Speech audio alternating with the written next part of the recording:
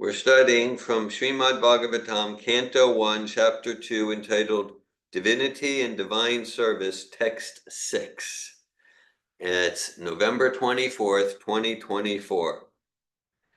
This is a quintessential keystone verse of Srimad Bhagavatam. Prabhupada quotes it a lot. Actually, we directly quote this verse practically in every foundational seminar, day 3, when we focus on the principles of clear intention in consciousness and in consciousness in the result. So let's unpack that. Sa vai pumsam paro dharmo yato bhaktir adhokshaje aituki pratiyata yayatma suprasidati savai pumsam paro dharma yato bhaktir adhokshaje ahetukya pratiyat atma yayatma suprasidati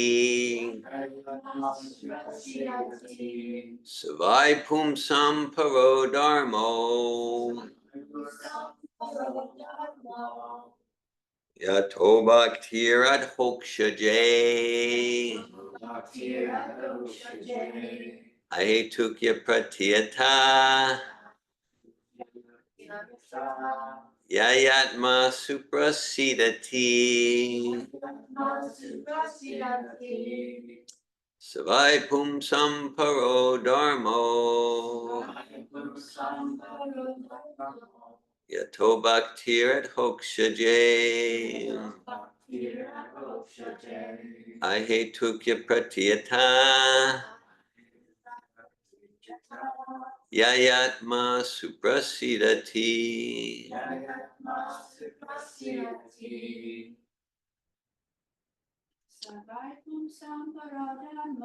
savai pumsam paro dharmo yato bhaktir adhokshaje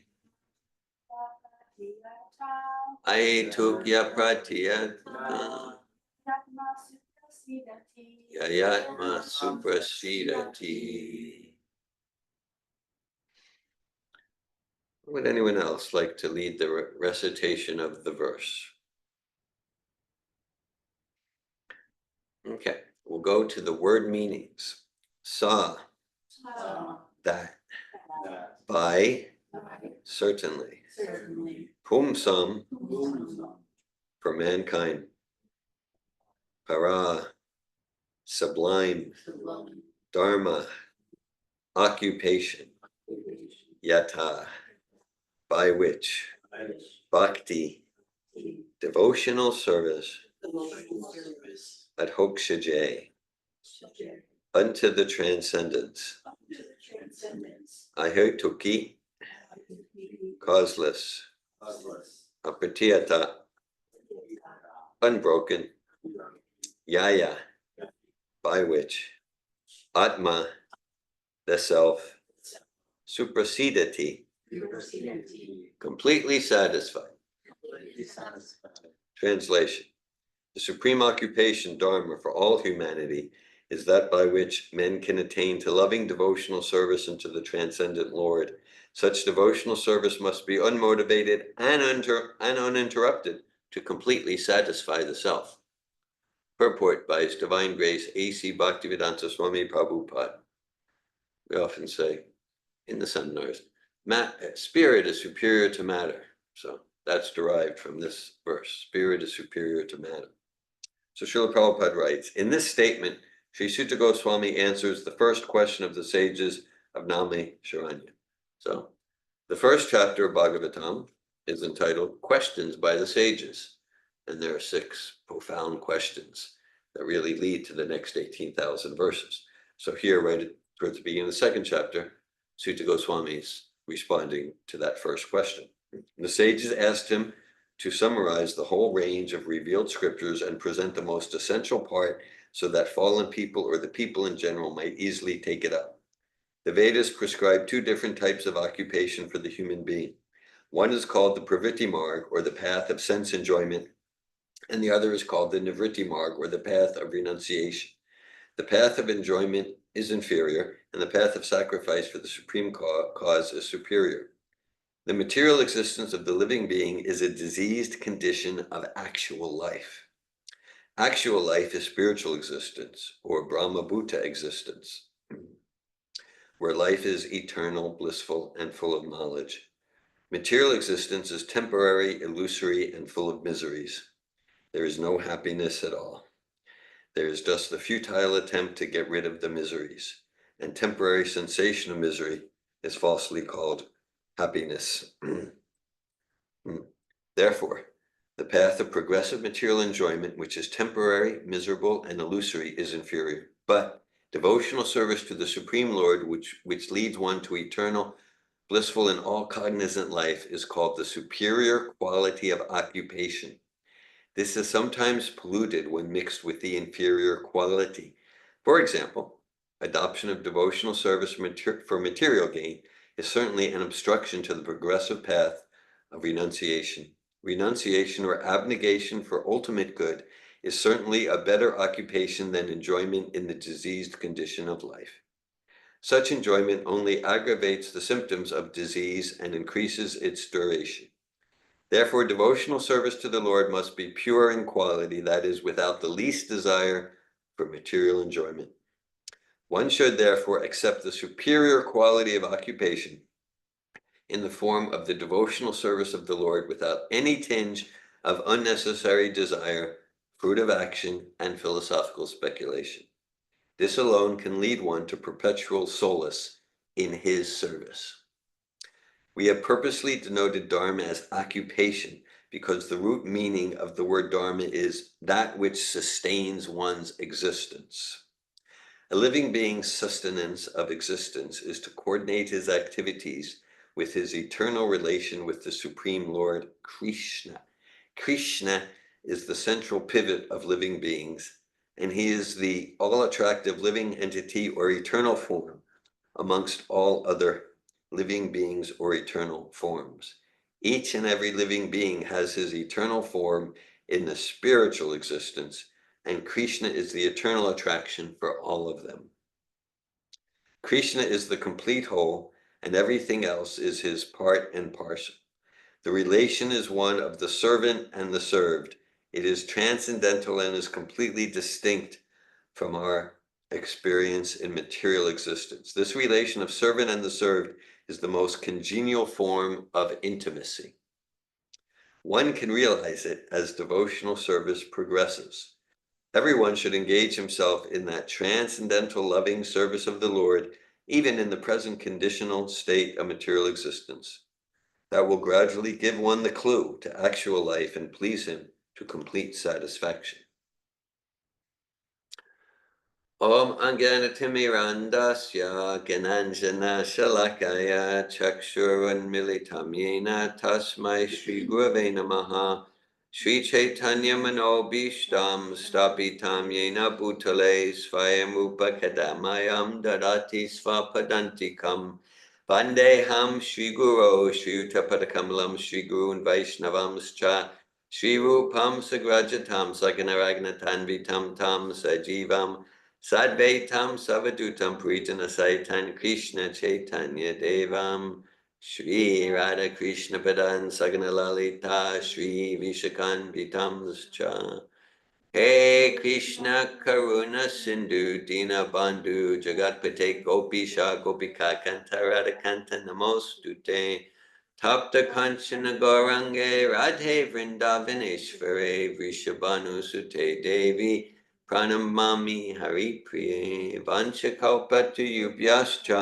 Kripa Sindhubhyeva cha Patitanan Pavanebhyo Vaishnavebhyo Namo Namaha Jai Shri Krishna Chaitanya Prabhu Nityananda Shri Advaita Gadadara Shri Vasari Gaura Bhakta Vrinda Hare Krishna Krishna Krishna Hare Hare Hare Rama, Hare Rama, Rama Rama, Hare Hare. Nama Om Vishnu Padaya Krishna Prastaya Bhutale Srimate Bhaktivedanta Swami Niti Namine Namaste Saraswati Deve Gauravani Pacharine Nirvishesha Shunyavadi Paschatya Desha Tarine Srimad Bhagavatam Canto 1 Chapter 2 Text 6 Savai Pam Sam Paro Dharmo Yato Bhaktirat Hokshaje Ayatukya Pratyata Yayatma Suprasidati. The supreme occupation, Dharma, for all humanity is that by which men can attain to loving devotional service unto the transcendent Lord. Such devotional service must be unmotivated and uninterrupted to completely satisfy the self. Hare Krishna. And I know some here are in the Bhagavad Gita course, and we're absorbing in the preface and introduction. We can see here Srimad Bhagavatam is the kind of like the sequel, the follow-up book to Bhagavad Gita, and we can see that those same themes in the introduction to Bhagavad Gita, Prabhupada is expanding and developing them here. Yes, and so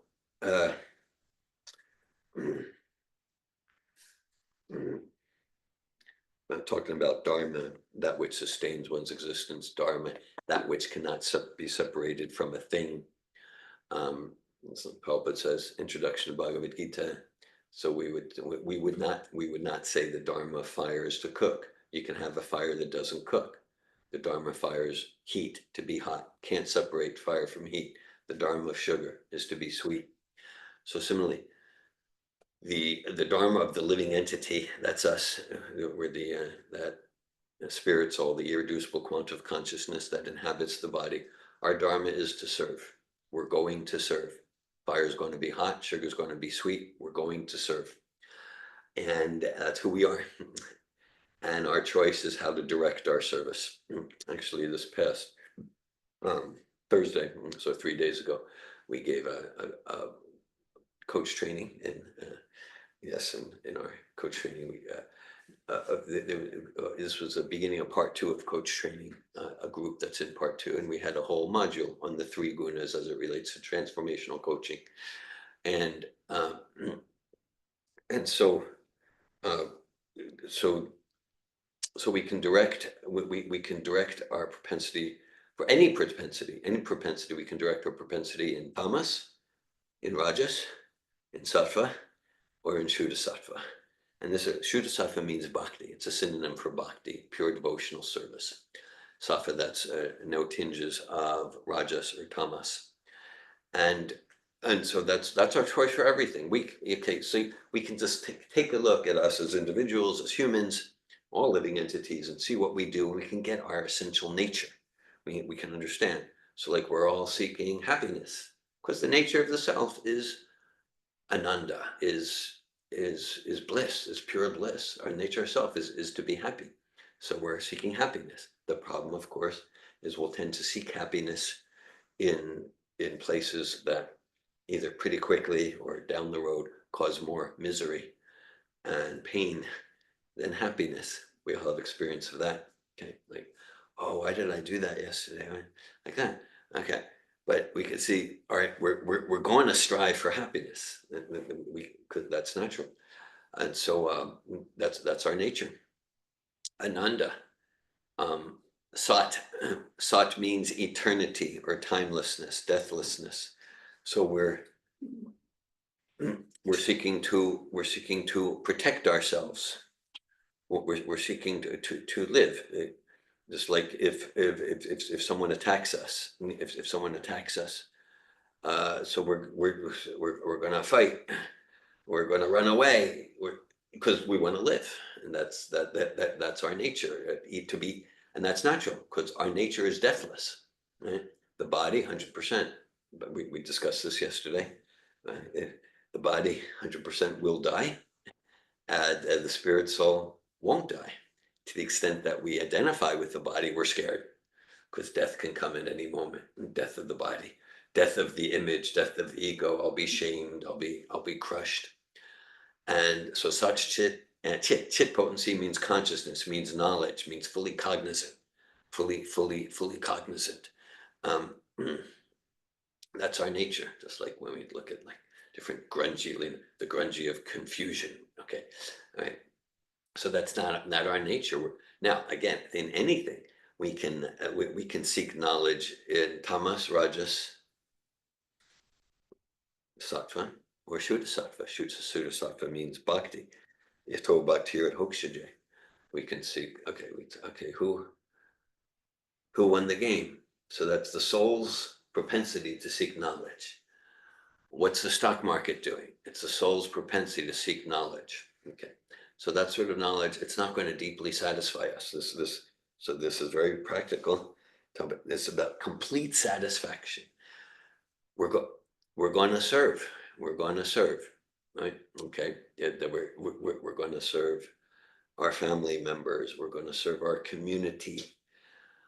We don't find someone. We're gonna get a dog, and we're gonna serve the dog. We gotta serve. That's our nature. We're gonna serve our tongue, our belly. We're gonna serve some ideology we picked up as a teenager. Okay, and so what's here? So to this extent, yesterday after the program, Bhakti Rose and I were discussing, and Bhakti Rose referenced Prabhupada's analogy of like the nature of the hand. Serve the stomach. Serve the stomach. And it's actually a metaphor given in the fourth canto of Srimad Bhagavatam. And so serve the stomach. And then all parts of the body are completely satisfied, including the hand. If the hand thinks like a separatist, oh, why should I put the food into the stomach? I'll be the enjoyer.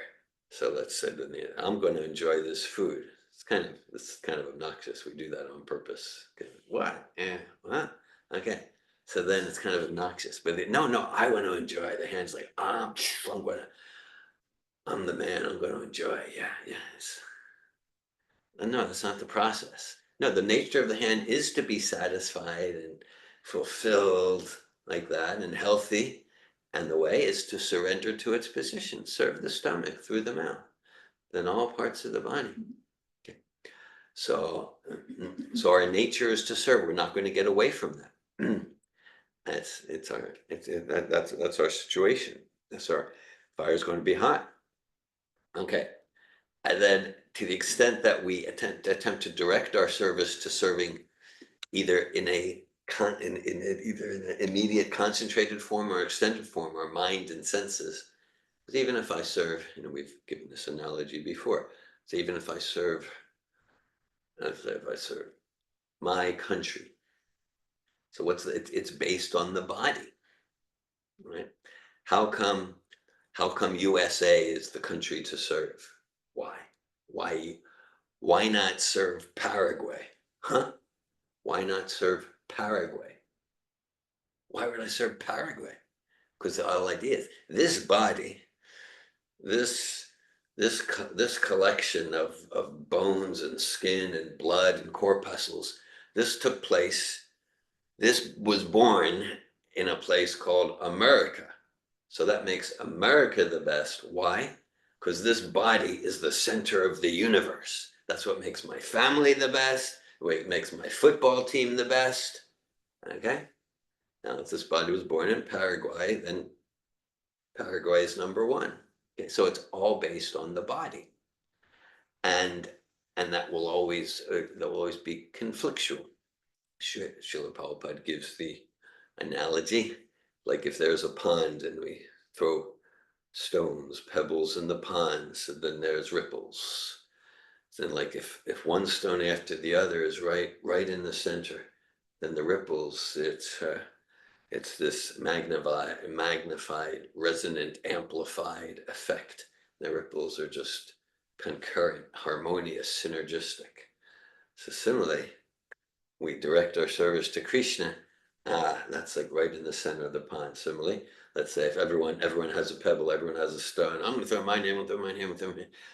Then it's discordant. Okay, then it's disturbed. Then it's a very disturbed condition in the pond. Okay, so we direct our service anywhere other than the hand feeding the stomach. We try to direct our service to anything that's bodily based, That's described here. That's the material existence of the living being is a diseased condition of actual life. A nice soundbite from Prabhupada's 5th chapter of Bhagavad Gita. Prabhupada writes, um, uh, uh, as long as long as we're addicted to material enjoyment, then we are entrapped in material miseries. We're addicted to any material enjoyments, gross or subtle. Gross, we all understand that. Subtle, like I'm addicted to getting adoration from this person or respect from this group or popularity. It's a little more subtle than gross sense gratification. We're addicted to material enjoyment, then we're entrapping ourselves in material miseries. That's a diseased condition. So spiritual life really begins by acknowledging I'm suffering. I'm suffering. What I'm doing is a diseased condition. What I'm doing, it's not working. It's not working. No, and so it's not working. I'm suffering. Fine. Last month we were in an advanced seminar. You were there. Yes, and we were in an advanced seminar. So we start right in the first moments of the advanced seminar. Right? Like survival strategies. Survival strategies. It's like avoiding pain. So the idea isn't like to celebrate pain. The idea is not to indulge or wallow. But the principle is, let me experience the pain, and then let that move me. Let that move me to humbly realizing I'm suffering. I'm miserable. Let me make a solution to this. Let me stop with the mask. I'm the controller. I'm the enjoyer. I got this together. I shared yesterday. Many of you were here during class in the exchange with Garuda Prabhu. Right, my first transformational experience, 1979. I was 18 years old. I was the youngest in the group, and there's participants in their 60s, 40s, 20s, like that. But just I like it wasn't so much about my process. My main process was like people are suffering. People are suffering. I was like, and so that impacted me, and that moved me to endeavor to really that moved me to attempt to make a solution for myself and others. And as not immediately, but as years went by, it was shortly after that when I consumed my first plates of prasadam. Started reading Prabhupada's books. I was an engineering major at that time, 1979. So after I had my awareness raised, like people are suffering. So it's a disease condition. I was an engineering major. Then, so the next 2 years of my life were the most miserable, depressing years of my entire life. It's true, because as Bhagavatam said a few weeks ago, Nityagopal Prabhu, who was also in that recent advanced course, he led a class here. It was in September of this year, on a text from chapter 3, Canto 3, chapter 7, and where the Bhagavatam describes there are two happy people in the world.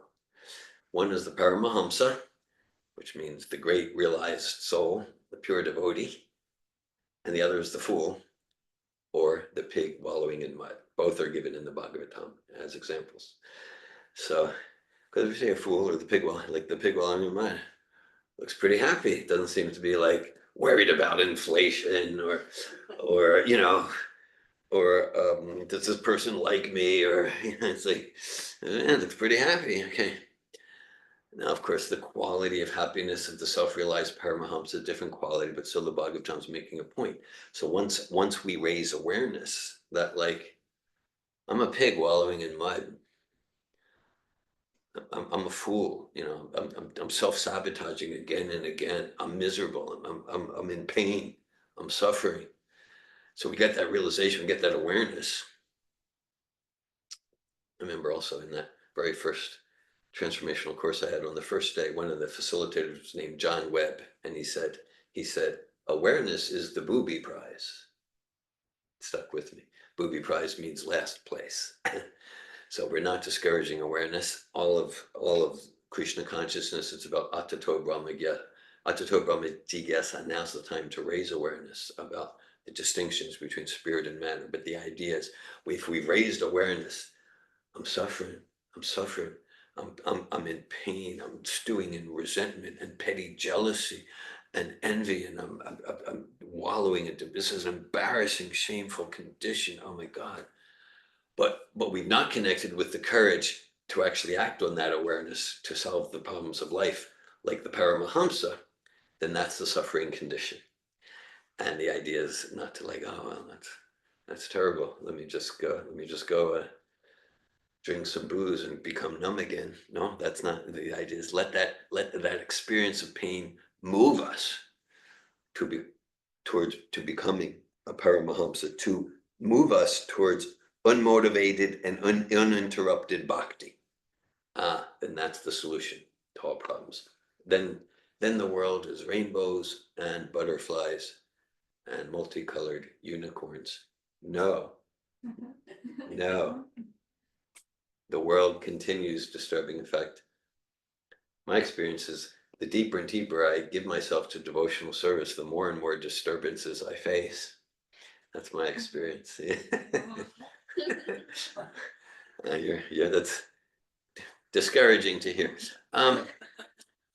At the same time, I also experience myself to whatever few drops I'm delving into the ocean of the nectar of devotion of bhakti, that I'm not disturbed by those disturbances. Even I meet them with enthusiasm, like, all right, even these disturbances, that's a catalyst to deepen my enthusiasm for bhakti, to deepen my inspiration to stop the illusion that by adjusting the material context, by adjusting the material atmosphere, then I'll be happy. Once I get this group to acknowledge that, and once I just get her to stop doing that, and once I fix this health situation, and once the economy, then it's going to be happy. Like, so just like give up that illusion and dedicate myself to cultivate the bliss of the soul that's never annihilated by time, by any of the fluctuations of the material energy. So the material world is intrinsically a disturbing place. Life is difficult. Those are the three words with which M. Scott Peck starts his book, The Road Less Traveled.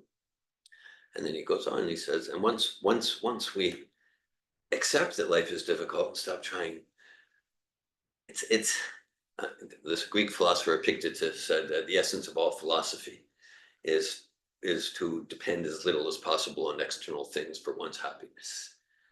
Okay, so we might, yeah, let's get the roof fixed and let's attend responsibly to the finances, and maybe we'll choose to vote in an election or this and that, but not to be in the illusion that once the external things get fixed, then I'll be fulfilled, happy. I'll realize that I'm this lovable, valuable person like that. No, we're not dependent on that. The nature of the soul is to be dependent, and our choice is to be dependent on matter or spirit. Being dependent on spirit means being dependent on devotional service. And that's the key here. Ahitukya pratyata yayatma suprasidati. Okay, spirit is superior to matter. If we're, and this can be both good news or bad news, depending on how we receive it, if we're sincere to engage in bhakti, nothing material can get in the way. That's what I say. You've all been in the foundational seminar where the chairs are in an aisle and we're about to do the obstacles process. We just did the intention walk. And so when we're intentional, when we have clear intention, clear conscious intention for devotional service, Nothing material can get in the way of that. So that's the good news is like, and that's our bliss, right? When we're surrendering to the hand, yeah, that's my role, to feed the stomach, then I'm happy. So I'm serving Krishna through his pure devotee, Srila Prabhupada. Let me surrender to that. I'm surrendering to that and say, well, I want to do bhakti. I want to do devotional service, but I can't until I pay off the mortgage, because then I'll have time or I can until I fix this condition, or I can until I've done some I've done some cognitive behavioral therapy, and then I'll. So this verse is empowering, that if we want our real bliss, bhakti, engage in devotional service, nothing can get in the way. We can imagine the worst catastrophe, the worst tragedies. If I want to do bhakti, Hare Krishna, Krishna Krishna, Hare Hare, Hare Rama, Rama Rama, Hare Hare. I chant it because the essence of chanting Hare Krishna, it's a prayer. The essence of the meaning is, please, Krishna, engage me in your service. Engage me in bhakti. Please, Krishna, engage me in your service. It's a prayer, and it's the answer to the prayer, because the fundamental foundational service is to chant the names of God. So it's a prayer, and it's the answer to the prayer. Yeah. And so if we want to engage in bhakti, nothing get in the way. That is so exciting. Right? And it can also feel disturbing, because then it takes away all our excuses. I'm really sincere to be a devotee. I'm really sincere. Of course, I can't right now because, like, no, wrong. That's philosophically lame. Doesn't work. Sorry. Okay. It takes away all our excuses. What about this one? she's trying. She's still out. She's relentless. So like, I can't fully engage in devotional service because I'm a conditioned soul and I don't have the motivation to do it. Yeah. Okay. What about that one? Yeah. Right. So, I thank you, Damayanti. I acknowledge there's some honesty in that statement. Some. Okay. So, yeah, the honest part, which I appreciate. Yeah, the honest part is that we're not making it seem like I'm really sincere, but I can't because of this condition and that condition. The honest part is acknowledging, like, I'm not sincerely motivated. I'm invested in these material attachments, and so I'm not sincerely motivated to engage with intensity or even casually in bhakti. Now, the not so sincere part was the can't, because as spirit souls, particularly as spirit souls in the human form, we are free to choose. We are free, yeah. Till now, I've been in this diseased condition, and at any moment, I'm capable to choose healthy life. I'm capable to choose. I'm capable to not allow my biography to equal my destiny. Okay, based on my biography, meaning the nature, the nurture, and I was raised this way and that way, and I've cultivated all these attachments. There's so many videos and audios of Srila Prabhupada, thousands of his lectures. There's one particular video that's pretty well known on the internet. Prabhupada speaking in Australia. Somehow when he went to Australia, which he went, I think, at least 3 times, they did a good job of videoing. In the early 70s, wasn't so easy to get videos, but there's a lot of the videos are from Australia.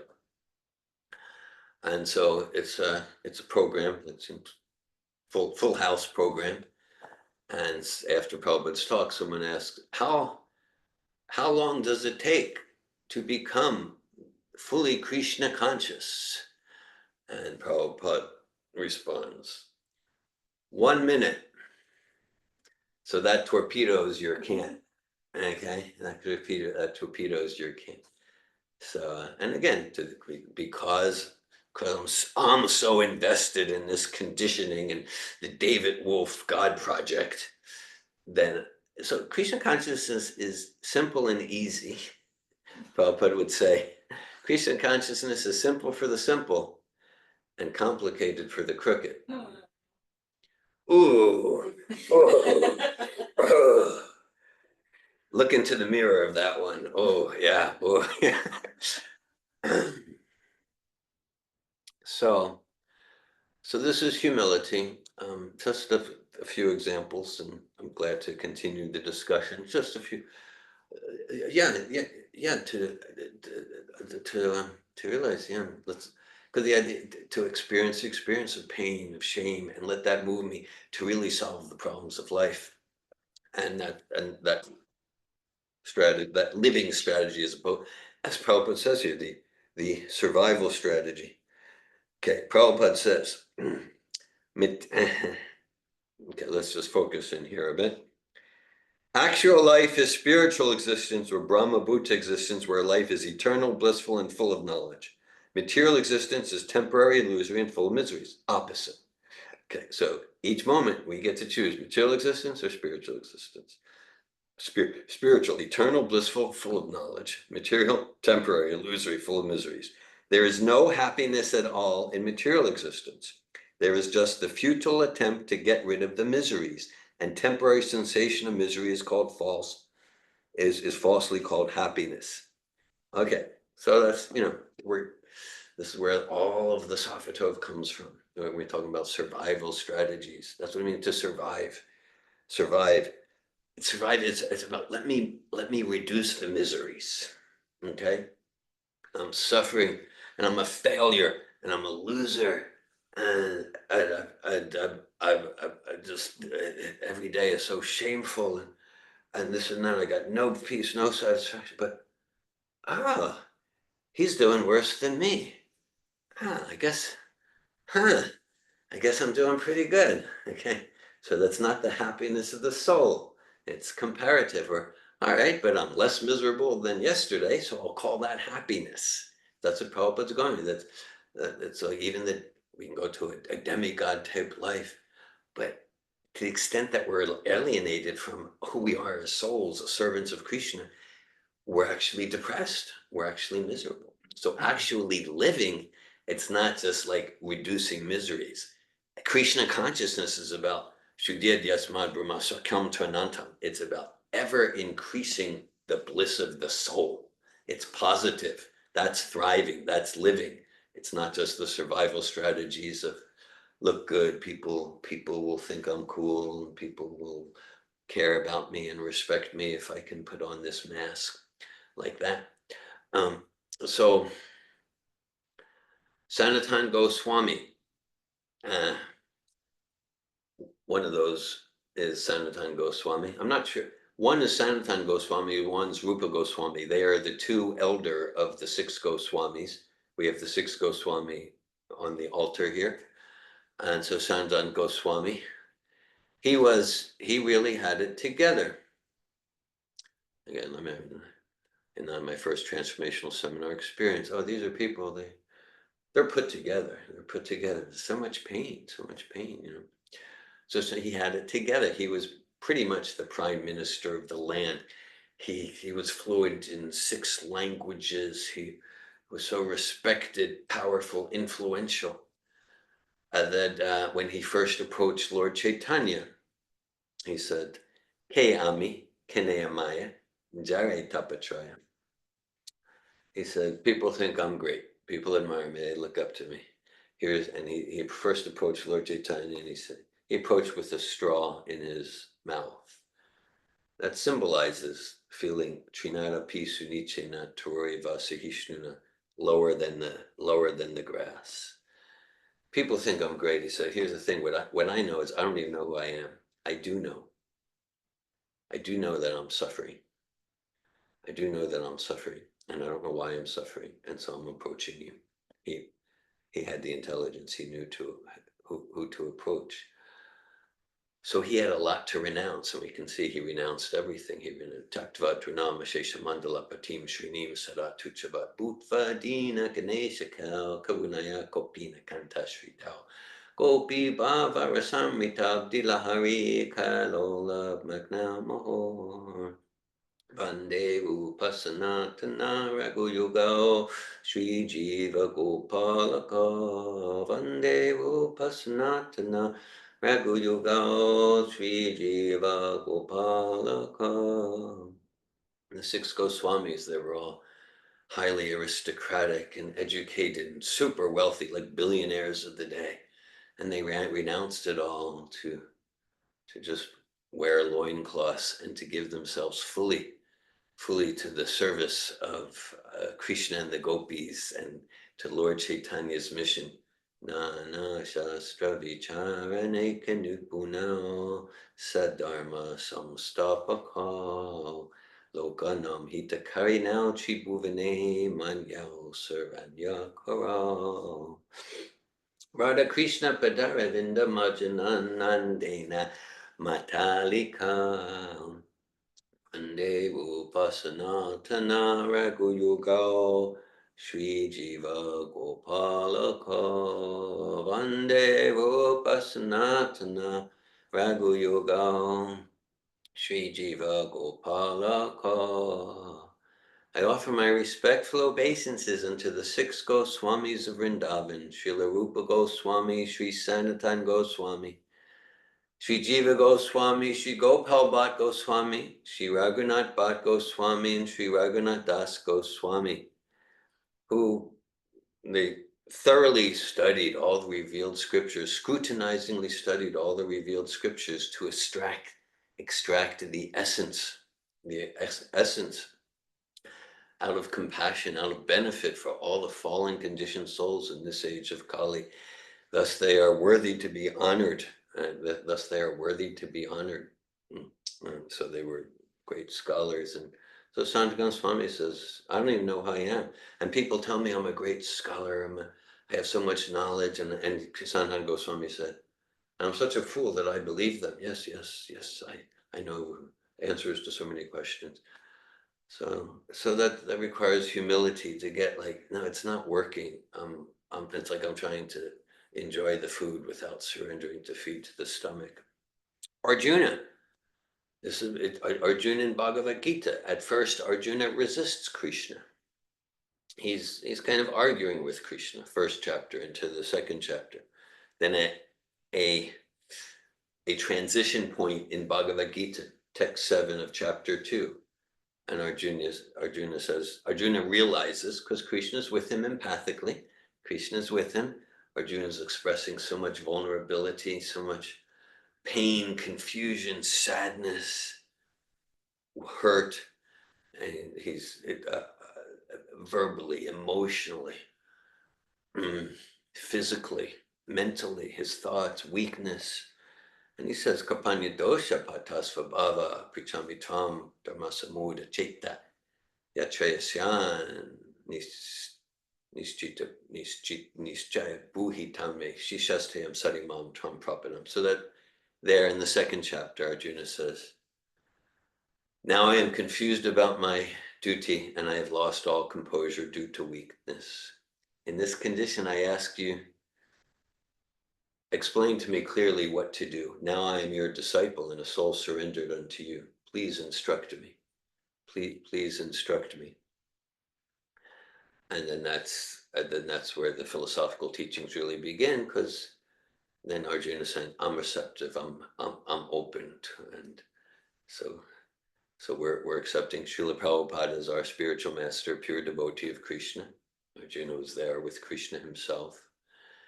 And that and then we're open to receive the diksha. Diksha means transformational, transcendental knowledge from the pure devotee of Krishna.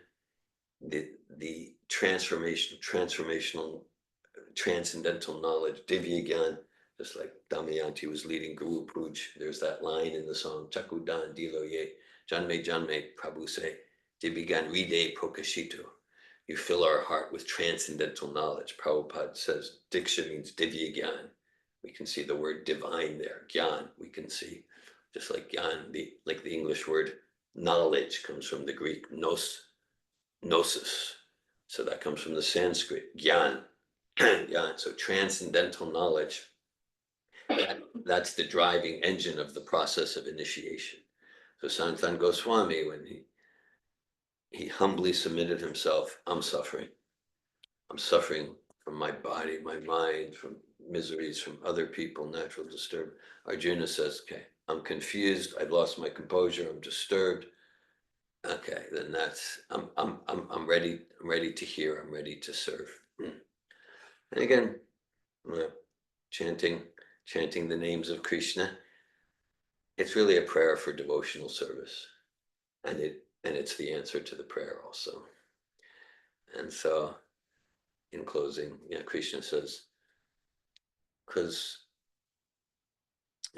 actually the nature of the soul is to engage in bhakti 24 hours a day. And so Prabhupada gives us a program to do that. No force, according to our sincerity. Krishna says, Tesam satata yuktanam bhajatam piti purvakam Didami buddhi yogam tam yenamam upiyanti te. Krishna says, to one who's sincere, I'll give you the intelligence how to come to me, how to engage in service towards 24 hours per day. Similarly, just a few verses after this one we're studying today, Sutta Goswami says, Srinvatam Sakata Krishna Punya Shravana Kirtanam Vidyanta Stoya Bhajani Vidunoti Saritsatam. This is just after Sutta Goswami explained how, like, if we really want to accelerate in devotional service, associate with those who are absorbed in it. And Sutta Goswami says, Sri Krishna, the personality of Godhead, who is the Paramatma supersoul in the heart of all living entities, and the benefactor of the truthful devotee, personally cleanses the heart from material desire for the devotee who has developed the urge and attraction to hear his messages, which are in themselves virtuous when properly heard and chanted. When properly heard and chanted. So we engage in chanting, we engage in all the limbs of bhakti, and then Krishna personally is cleaning our heart. And so important, because to the extent that we are attached to impure thoughts, impure consciousness, impure habits, we're giving ourselves zero chance for happiness, satisfaction. We know, as long as we're like unclean, out of integrity, as long as our heart's dirty, conscience dirty, we think those impure habits will give us happiness, and that's always the illusion. So then there's no chance of happiness. So with that purity comes the natural satisfaction of the soul. Today's verse under discussion, Srimad Bhagavatam 1.2.6 Sam Paro Dharmo Yato Bhaktirat Hokshaje Ahetukya Pratyataya Yatma Suprasidati.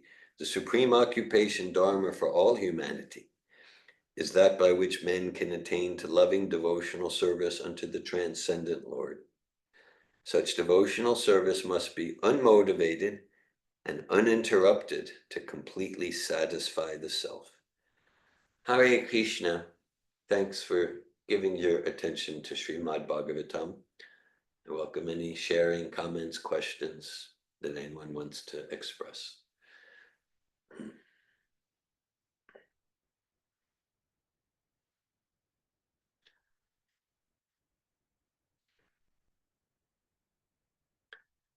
Any realizations, questions at this time?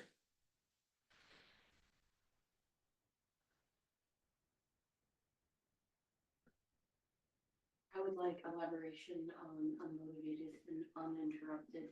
Unmotivated, I understand, is something you spoke of earlier, to the extent that maybe somebody will begin practice in the hope of gaining riches or... Yeah.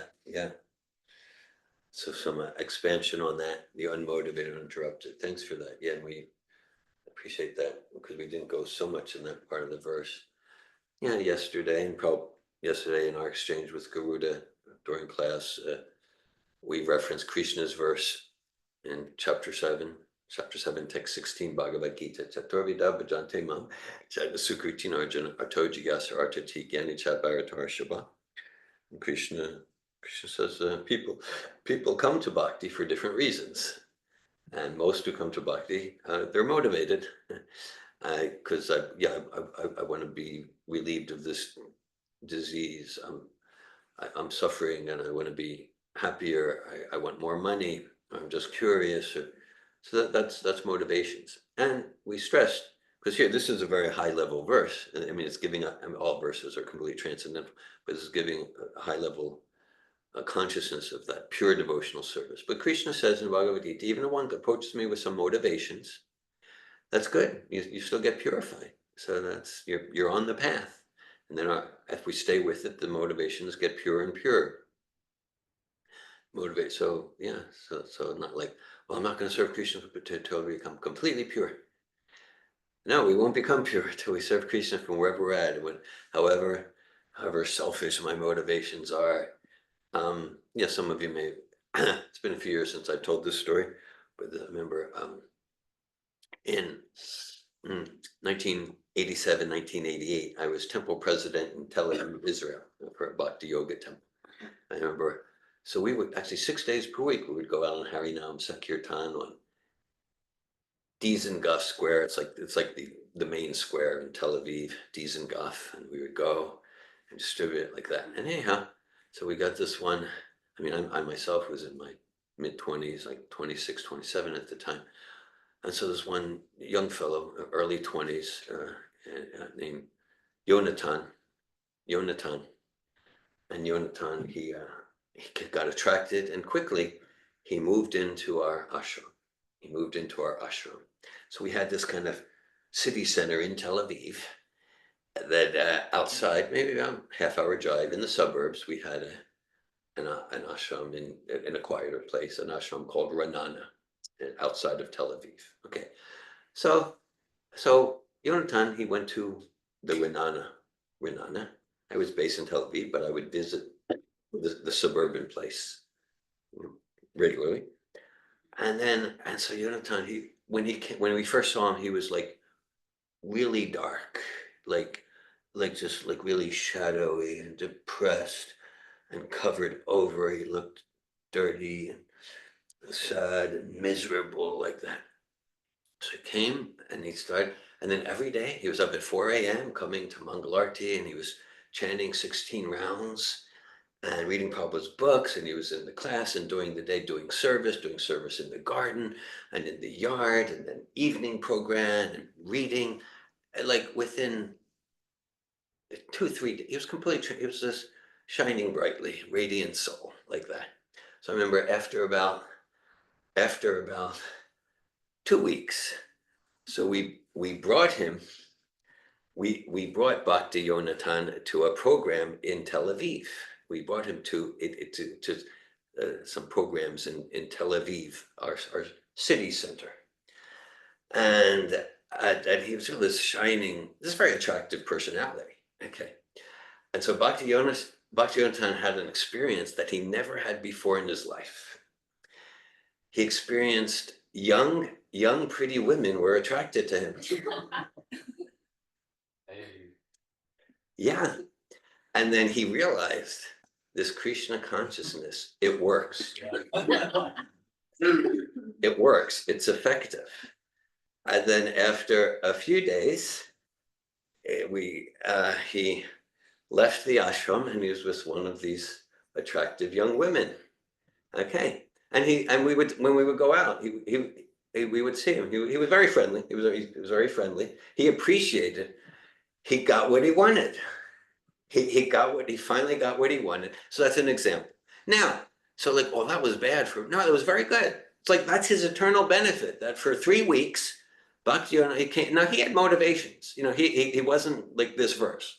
He had motivations. So that's the thing. So if we're not unmotivated, still engage in devotional service. That's also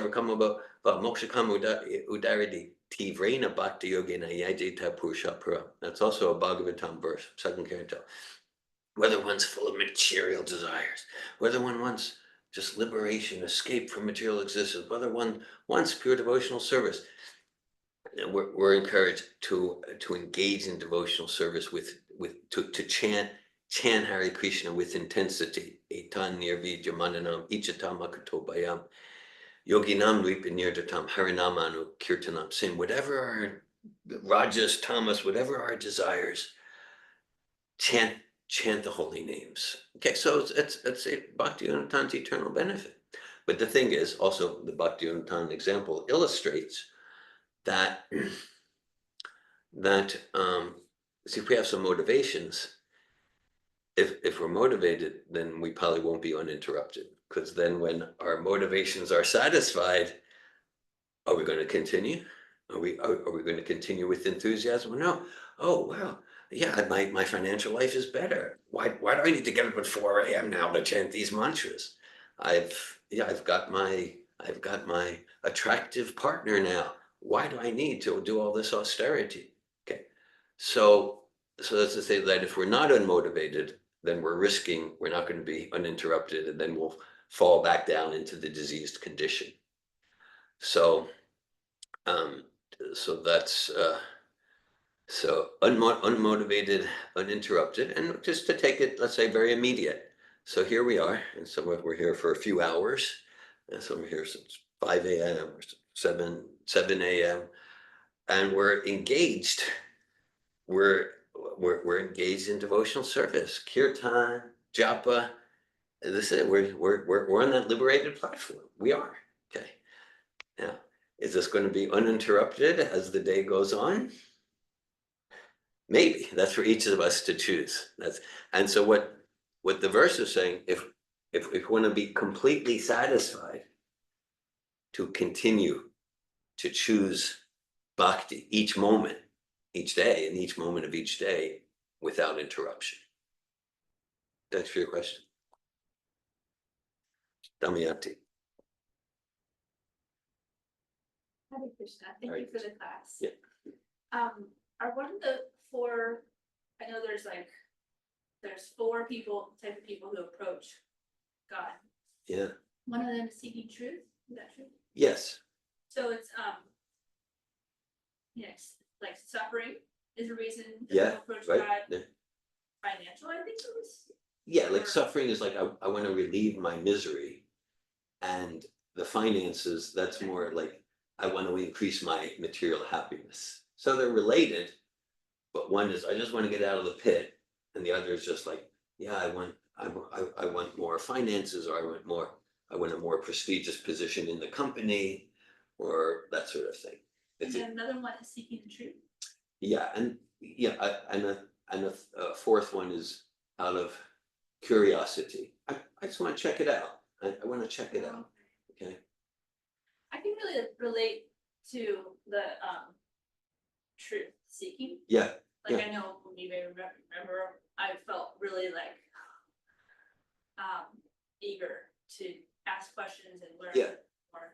And I think that was my motivation to come, like whatever the truth is, like I want to find out. Yeah. Yeah. That Right. real strong feeling. Yes. Like, and I felt like I was finding absolute truth here. It was very enlightening and it was very enlivening for me.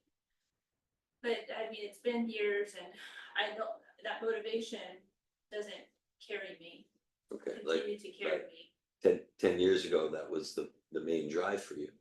Yeah, and I don't know if I've made a shift to a more pure. I'm sure I've been purified by chanting Hare Krishna and attempting to do devotional service. Yeah. But I don't feel intensity right now. Yeah. Although I have internal goals. Yeah.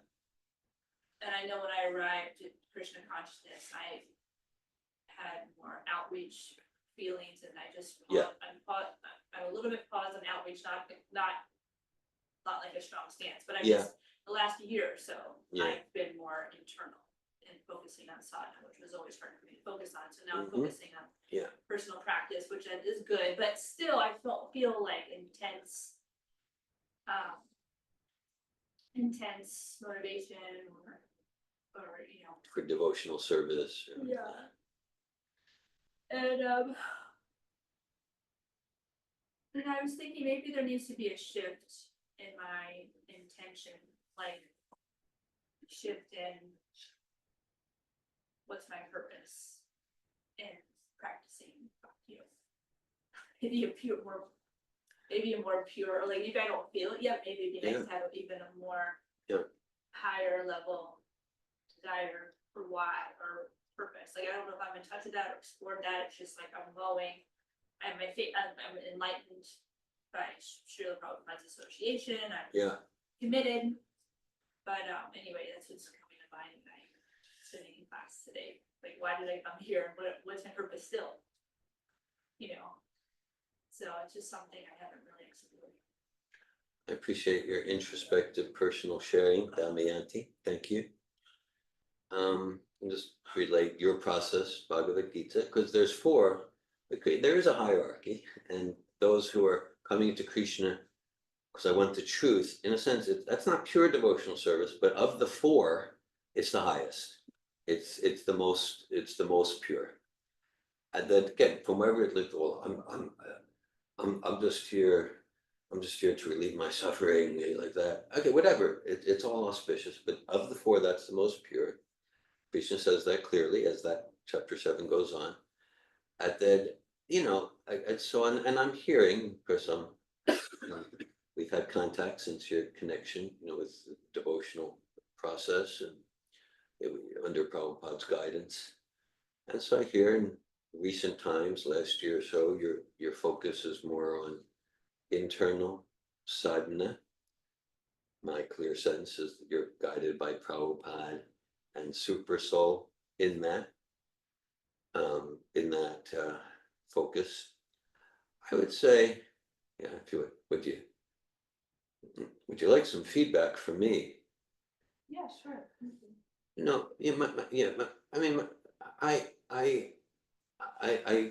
I appreciate that you're looking for like a shift to a higher, more pure purpose. And I experience you as you are shifting in that direction. For example, okay, so like let's say back 2012, 2013, 2014, those years, you were a truth seeker, and that brought you to Krishna consciousness.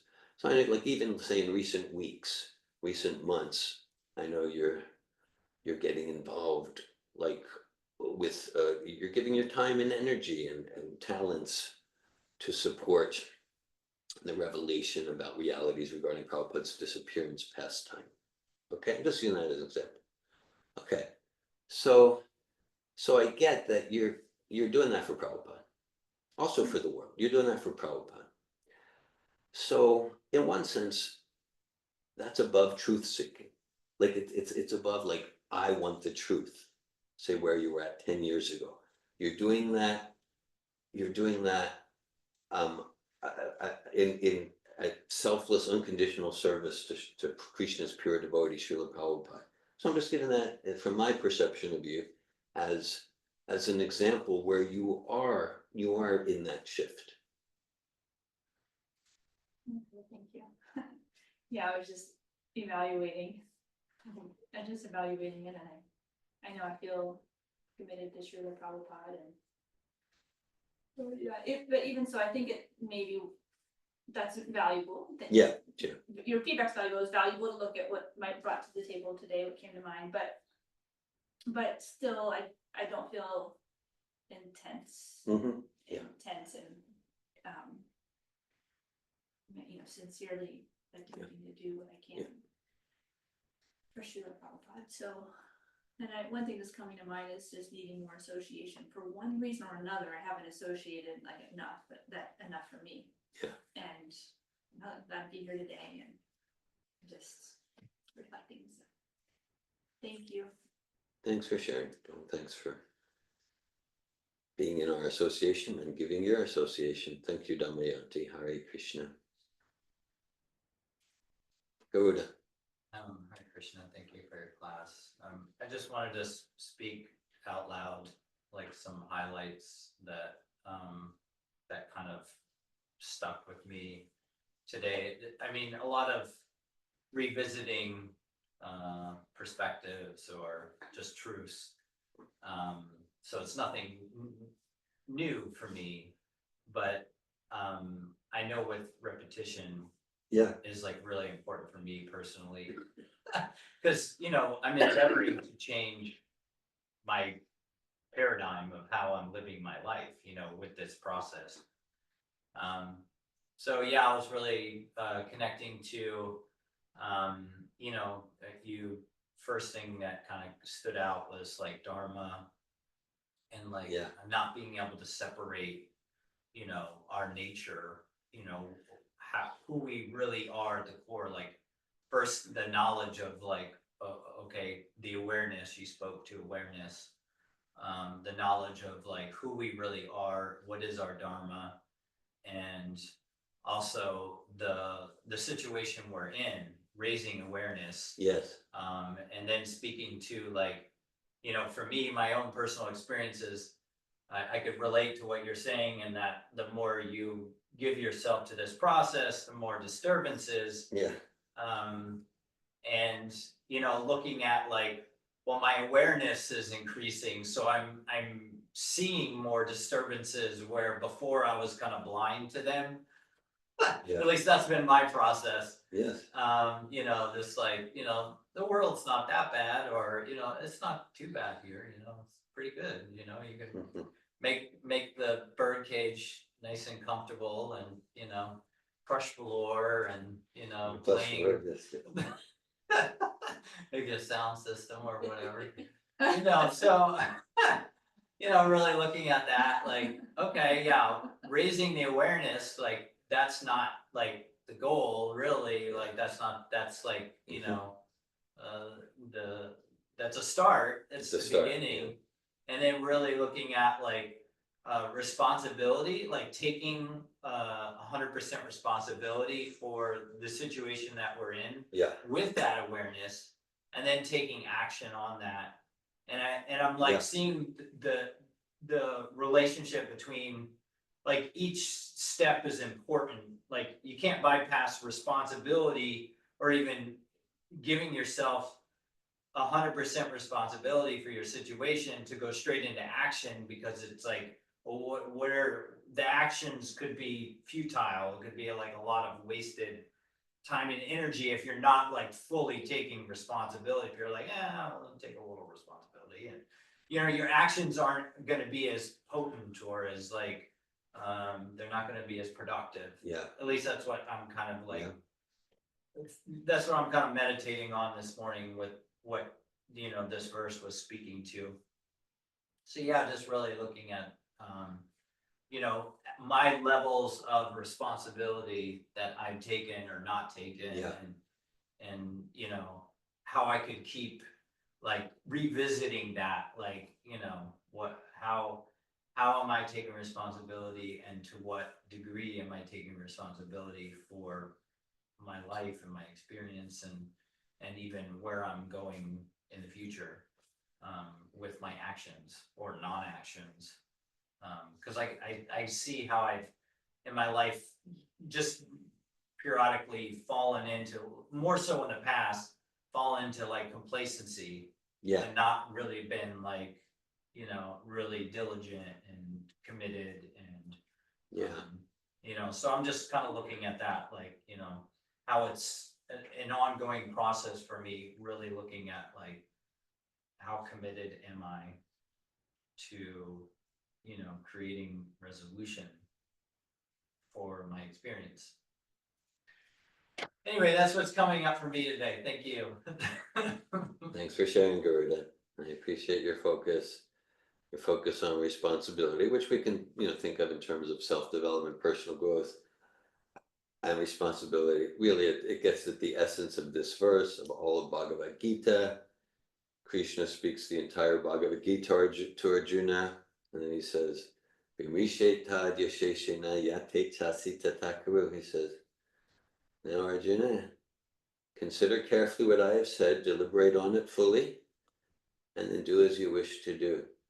There's no force, and so it's the freedom of choice. The responsibility relates to what Damayanti shared earlier when she was role playing. Said, well, I can't because I'm conditioned. So that's not acknowledging our responsibility. A quote we often use, freedom of choice is what we got. Freedom from choice is what we want. Means it's a quote from Devo. And freedom from choice means I want to pretend I don't have responsibility. I want to pretend, the foreword to the second edition of Relationships That Work is written by Peter Burwash. He was a tennis star, and he met Prabhupada in the 70s. Peter Burwash passed away about 2 years ago.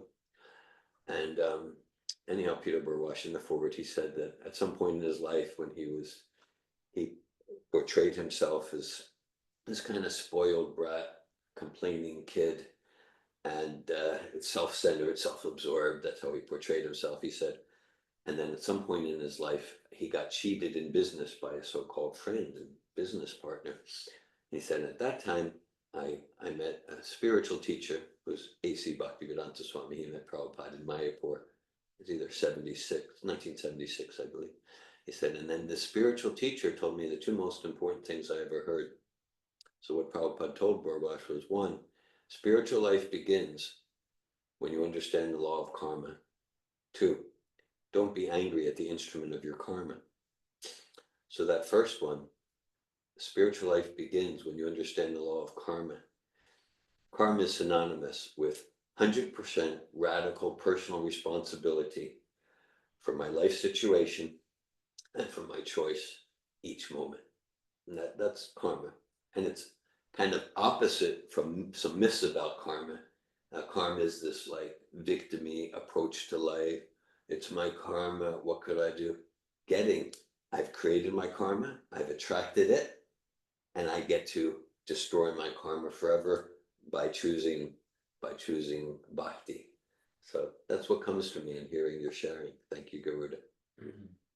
Yeah, Hare Krishna, thank you. One more thing I thought was really fun. I had a memory of when I was a kid. I was in summer camp, a Christian camp, and we had to go out in nature and find something and share something philosophically about Christianity with that nature item. And I brought back a frog that was dead. It was all dried up. And what I spoke to, I'm like, I don't even know where this came from, because I didn't have like any conception of what I was even talking about, but I was speaking to Dharma. Like I basically shared that like the frog needs moisture. It needs that. That's when it was created. His body like needs that moisture to live, and he, the pond dried up, and so my thought was like, well, he lost his his nature wasn't there. So it's in the same way, like if we separate ourselves from what we're designed or we're created to be connected to, that we will dry up and die too. So anyway, I don't know how because I don't know where it came from, but it was just like my youth minister. I talked to him a few months ago. I got in contact with him again. And he told me about that, and I was like, oh, I forgot completely about that. Like that, it was just so weird. But now I understand it. I didn't understand. I didn't really get it. I just kind of was like, oh, I'll make something up and maybe it'll sound good or something. But he really liked it. He really liked it a lot. He's like, really good. I'm like, yeah. Decades later, it made an impression on him. You had a philosophical intellect guided by super soul. Yeah. I'll probably remember your dried up frog story for a long time. Yeah, but I understand it now. Yeah, he's a preacher. He still shares it when he's in sermons and stuff. Yeah, it's funny. Yeah, he told me that. I was like, really? I'm like, I didn't even know what I was talking about. I just made it up. But now I get it. I'm like, oh, actually, that was kind of advanced for where I was at. But anyway. Anyway, I wanted to share that, because that kind of came to mind and thought it was fun. Anyway, it helps me connect more to like Dharma. Okay, it's like, yeah, I was created You to said that be, which sustains us but that's, in this definition. what's that? Sorry, Yeah, sorry. anyway. Hare Hare Krishna. Krishna. Thanks for your colorful sharing. Thank you. Yeah. There you had philosophical intellect and propensity beyond what you were aware of from the earliest age.